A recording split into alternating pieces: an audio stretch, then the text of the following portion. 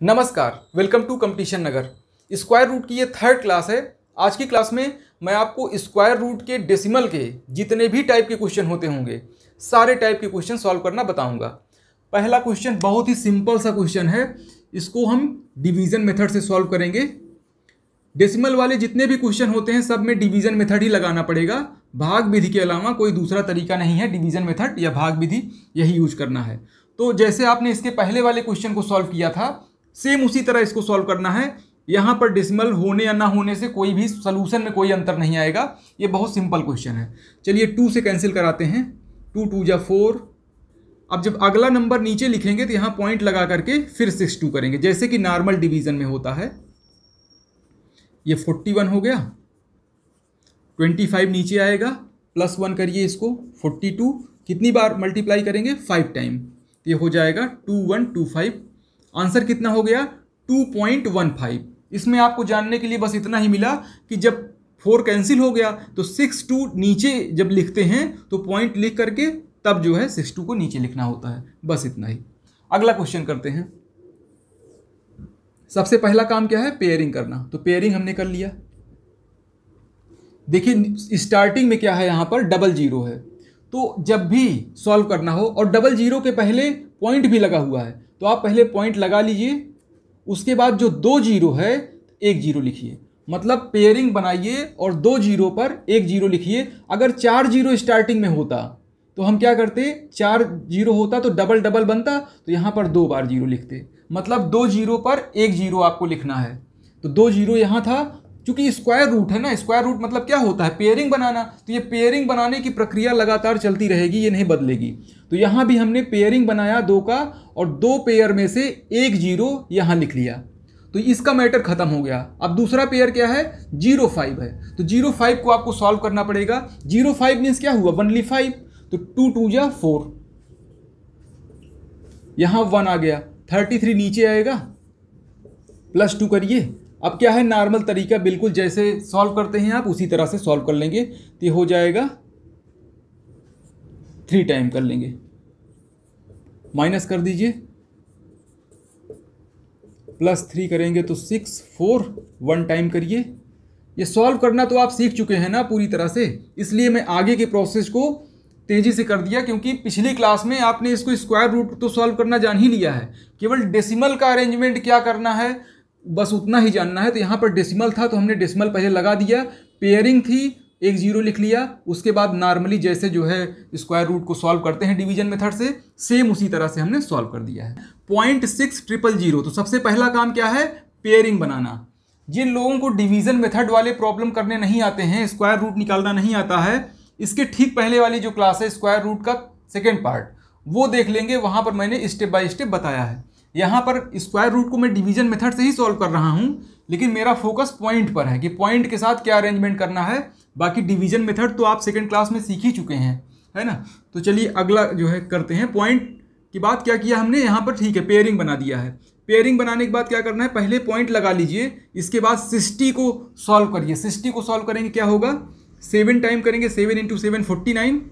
8 कर देंगे तो 64 हो जाएगा, ज़्यादा हो गया, 7 ही रखेंगे तो ये हो जाएगा 49। +7 कर दीजिए, यहाँ पर हो गया 14। चलिए कितनी बार करेंगे देखिए, इसको 7 टाइम मल्टीप्लाई करिए। तो 7 टाइम करेंगे क्या आ जाएगा? 7 7 जा 49, 4 बचा है, 7 4 जा 28 और 4 32, 3 1 0। माइनस कर दीजिए।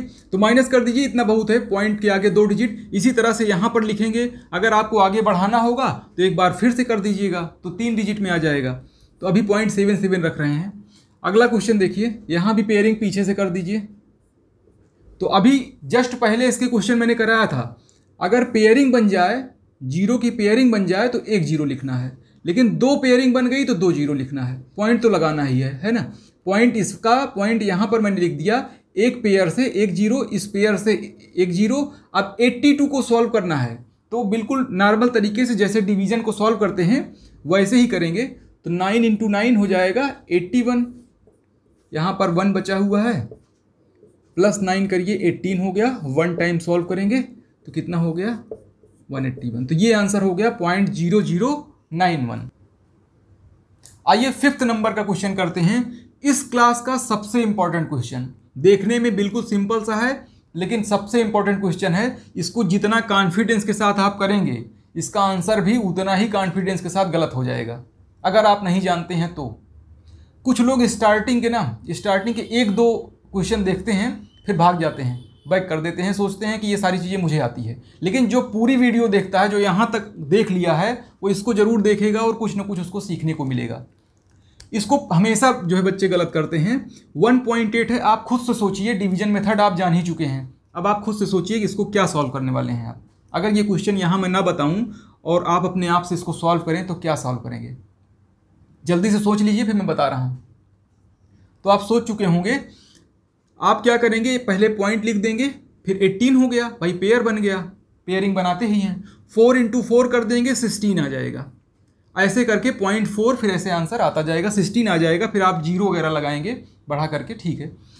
तो एकदम गलत है आंसर ये, ऐसा बिल्कुल नहीं होगा। पॉइंट लगा करके आप 4 टाइम इसको मल्टीप्लाई नहीं कर सकते हैं, इसका तरीका ही एकदम अलग है।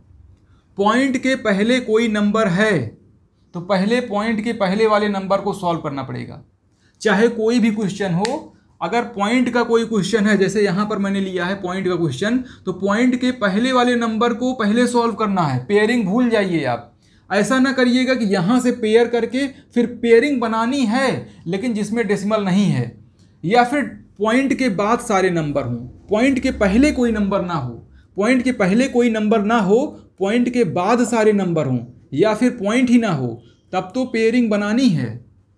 लेकिन अगर पॉइंट के पहले कोई भी नंबर लिखा हुआ है एक भी, तो पेयरिंग आप भूल जाइए, पेयरिंग नहीं देखना है। पहले हमें पॉइंट के पहले वाले नंबर को सॉल्व करना है। जैसे मैं यहाँ पे सॉल्व करूँगा, 1 × 1 करूँगा, यहाँ पर कैंसिल हो जाएगा। दूसरी बात एक और इम्पॉर्टेंट बताना चाहूँगा, जैसे मान लीजिए एक नंबर लिखा है 0.2 या 0.2 लिखा हुआ है, तो क्या पॉइंट के बाद अगर मैं यहाँ 0 लिख दूँ तो क्या ये नंबर बदल गया?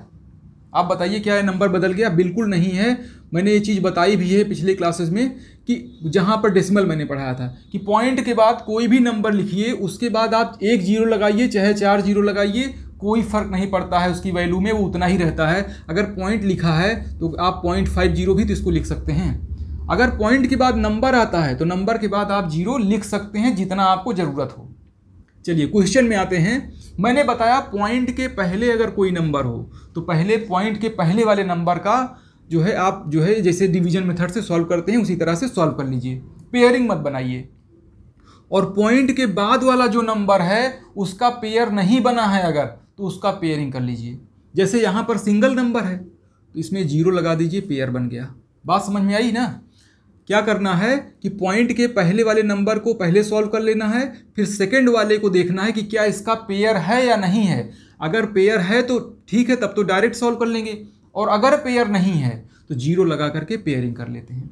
अब आगे का सेम प्रोसेस रहेगा बिल्कुल जैसे डिवीजन मेथड का होता है। बताइए कितनी बार मल्टीप्लाई करें? यहाँ पर 8 0 नीचे लिख लीजिए। 8 नीचे अगर लिख देंगे तो गलत हो गया वहीं पर। अगर इसका पेयरिंग आपने नहीं बनाया तो क्या करेंगे, आप 8 नीचे लिख देंगे, लेकिन जब पेयरिंग बनाया होगा तो 8 0 लिखेंगे और अब सॉल्व करेंगे। ये हो गया 3 टाइम होगा, ये हो गया आपका 1 यहाँ पर लिखा था, फिर पॉइंट लगाएंगे, भाई 1 हो गया, कैंसिल हुआ। जब 8 0 नीचे आएगा तो पहले पॉइंट लगा देंगे, तब 8 0 लिखेंगे। 3 टाइम करना है, 3 से कर लीजिए। यहाँ पर 11 हो गया। अब देखिए 11 हो गया ना। एक बात आपको और पता होगी कि नॉर्मल डिवीज़न में जब हम नॉर्मल डिवाइड कर रहे होते हैं तो किसी नंबर से अगर हमें डिवाइड करना होता है और पॉइंट यहाँ पहले से ही हम लगा चुके हैं एक बार, अगर पॉइंट एक बार लगा चुके हैं और हमें 0 की ज़रूरत है तो हम 0 डायरेक्टली लगा लेते हैं। यहाँ पर एक बार अगर आपने पॉइंट लिख लिया है तो आपको 0 लिखने का अधिकार है, आप 0 लिख सकते हैं। उसके लिए यहाँ पर 0 लगाने की ज़रूरत नहीं पड़ती है, डायरेक्टली आप 0 लिख पाएंगे, एक 0। यहाँ भी इसी तरीके से होता है। अगर आप पॉइंट लिख चुके हैं और आपको सॉल्व करने के लिए 0 की ज़रूरत पड़ रही है तो आप यहाँ भी 0 लिख सकते हैं, लेकिन कभी एक 0 नहीं बल्कि डबल 0 लिखते हैं। इसमें सारा काम डबल होता है, सिंगल का कोई काम नहीं है। अगर पॉइंट लिखे हुए हैं आप, यहाँ भी देखिए पेयरिंग बना लिए, ये भी डबल हो गया। 0 भी डबल लिखते हैं, जैसे नॉर्मल डिवीज़न में एक 0 लिखते हैं, यहाँ पर 2 0 लिखते हैं। बस इतना ही याद रखना है, बाकी सारी चीज़ें सेम ही हैं। अब इसको कैंसिल करा लीजिए, 4 टाइम कर लीजिए। 5 भी हो जाएगा क्या? नहीं हो पाएगा 5, ये 4 ही रहेगा, तो माइनस कर लीजिएगा। 1.34 इसका आंसर है। आगे भी बढ़ाना चाहें तो और भी बढ़ा सकते हैं, यहाँ मैंने 2 ही डिजिट लिया है, 1.34। तो ये पूरा चीज़ आपको समझ में आई होगी, जो कन्फ्यूजन होगी यहाँ पर दूर हो जाएगी। अगला क्वेश्चन करते हैं 28.1। पहला काम क्या है, पॉइंट के पहले वाले नंबर को हम सबसे पहले सॉल्व करते हैं। तो यहाँ पर 5 × 5 हो जाएगा 25। 3 यहाँ पर बचा है, इसको ऐड कर लीजिए। अब क्या करना है, पॉइंट तो यहाँ पर लिख दीजिए, इस पॉइंट को यहाँ लिख दीजिए, लेकिन सिंगल वन नीचे नहीं आएगा। पॉइंट के बाद वाला नंबर हमेशा पेयरिंग होना चाहिए।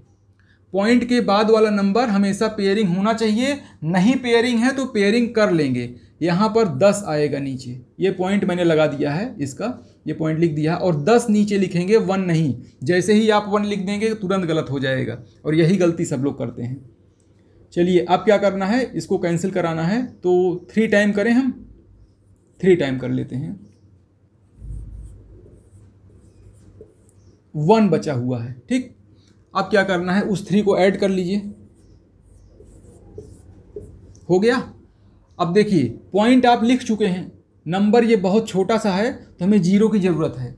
जब एक बार आपने पॉइंट लिख दिया है, तो जैसे आप नॉर्मल डिवीजन में सिंगल 0 लिखते हैं, यहाँ पर 2 0 लिख सकते हैं। अब भी ये बहुत छोटा है, क्योंकि यहाँ मैं 1 भी लिख देता हूँ तो ये 1000 से बड़ा हो गया, जबकि ये 100 ही है। तो क्या करना पड़ेगा, 0 लगा करके आपको एक और 0 लिखना पड़ेगा। 0 लगा करके आप 0 लिख सकते हैं, लेकिन ये डबल 0 हमें इस पॉइंट की वजह से मिल गया, ठीक है।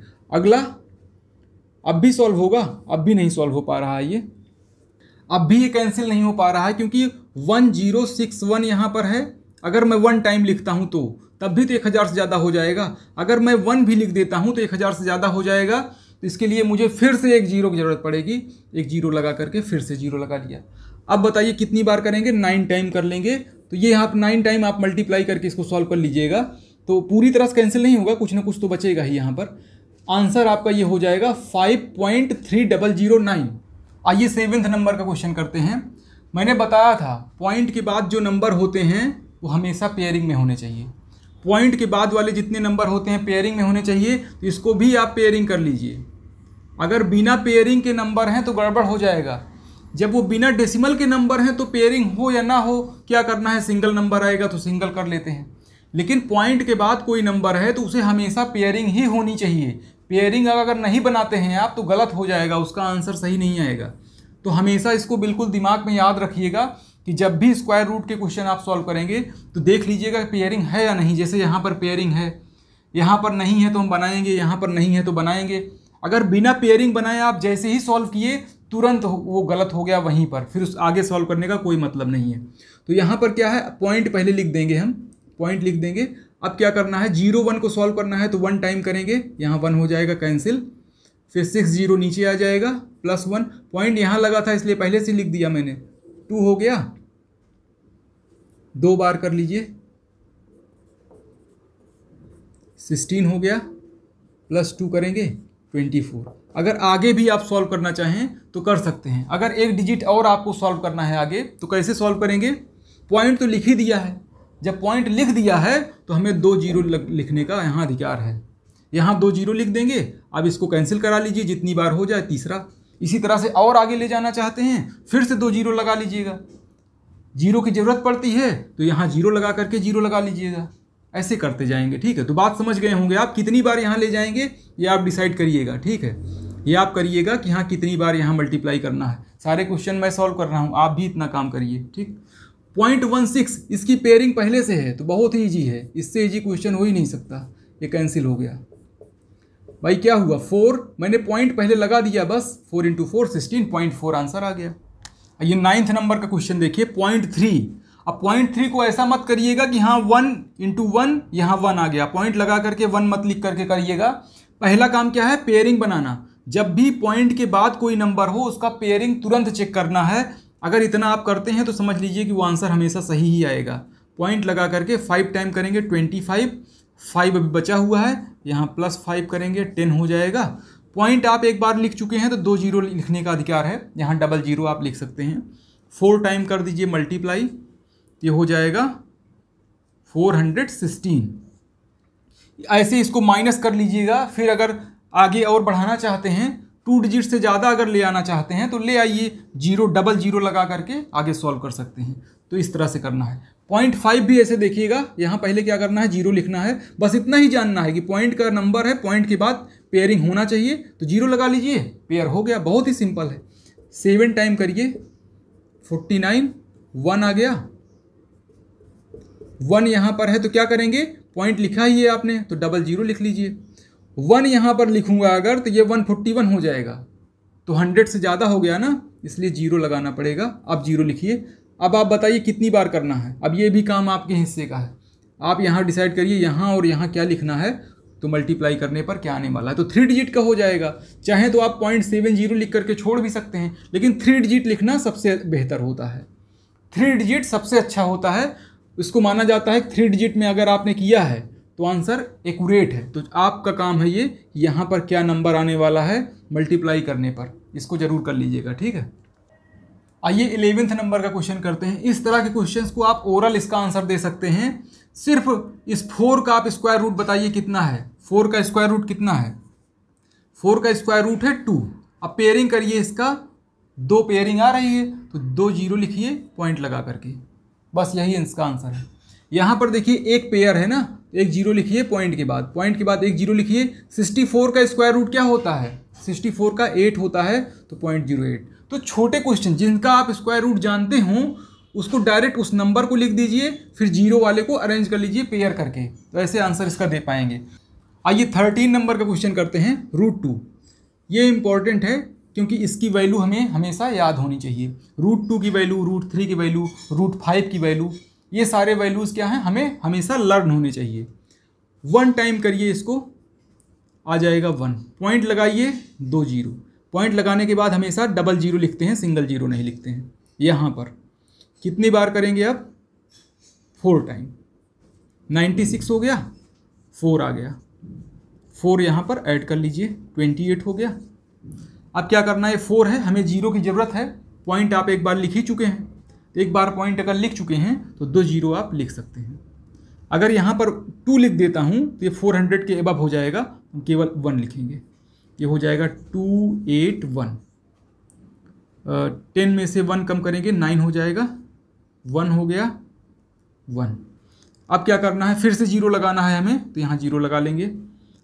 4 टाइम कर लीजिए, इसको 4 टाइम आप मल्टीप्लाई करके लिख लीजिए।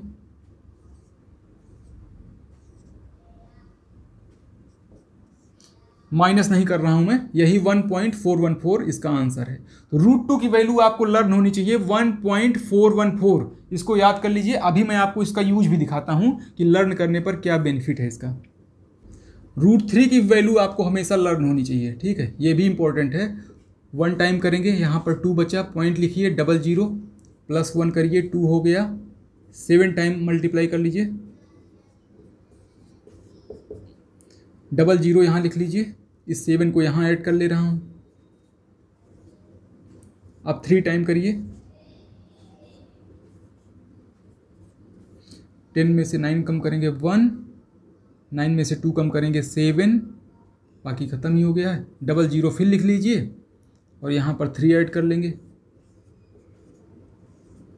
अब कितनी बार करना है, 2 टाइम्स, 4 12 9 6, ये हो गया 1.732। तो दोनों वैल्यू आप याद कर लीजिए, √2 की वैल्यू है 1.414 और √3 की वैल्यू है 1.732। इन दोनों को लर्न कर लीजिए। आइए 15 नंबर का क्वेश्चन करते हैं। इसमें मैं आपको √2 का यूज करना बताऊंगा। तो इसको आप लिख सकते हैं 8 को 4 × 2, 4 को रूट से बाहर निकालेंगे, क्या आ जाएगा 2। इसका पेयरिंग बनेगा नहीं तो ये रूट में ही रहेगा, तो 2 √2 हो जाएगा। अगर √2 की हम वैल्यू रखें 1.414, मल्टीप्लाई कर दीजिए, आंसर हो गया। तो 2.828 इसका आंसर है। तो आपको सॉल्व नहीं करना पड़ा, 4 × 2 करके डायरेक्टली कर पाएंगे। ये तो मैंने लिखने के लिए कर दिया है, 2 √2 आप डायरेक्ट बोल सकते हैं और सीधा मल्टीप्लाई करके आंसर दे दीजिए। जैसे 32 है तो इसको क्या बोलेंगे, 16 × 2, और 16 को बाहर करेंगे तो कितना हो जाएगा, 4 √2 हो जाएगा। ये 4 × 1.414, मल्टीप्लाई कर दीजिए, आंसर। 27 को लिख पाएंगे 3 √3, क्यों लिख देंगे? क्योंकि ये होता है 3 × 3 × 3। इसकी पेयरिंग हो गई, ये 3 रूट में ही रह जाएगा। तो जिसकी पेयरिंग हो जाती है वो रूट से बाहर, जिसकी पेयरिंग नहीं हो पाती वो रूट के अंदर। 3 × 1.732 मल्टीप्लाई करना है बस, और करना ही क्या है इसमें। 128 बताइए, 128 हो जाएगा 64 × 2। 64 को रूट से बाहर निकालेंगे, कितना हो जाएगा? 8। इस √2 की वैल्यू 1.414। तो √2, √3, √5 अगर ये 3 आपको पता है तो काफ़ी ज़्यादा जो बड़े बड़े क्वेश्चंस होते हैं उनका आंसर दे पाएंगे, उनको फैक्टर करके। फैक्टर करना आप धीरे धीरे प्रैक्टिस की बात है, ये जितना ज़्यादा प्रैक्टिस करेंगे उतनी आसानी से फैक्टर का आंसर दे पाएंगे।